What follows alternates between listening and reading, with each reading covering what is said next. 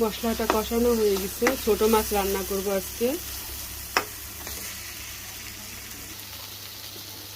এখন মাছটা দিয়ে দেব, ছোট মাছ।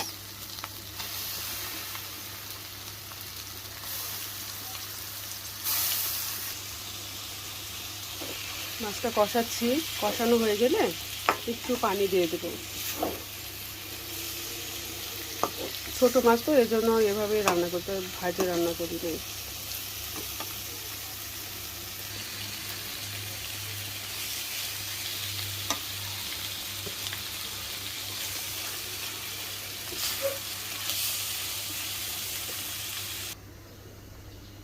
পানি দিয়ে দিলাম এবার।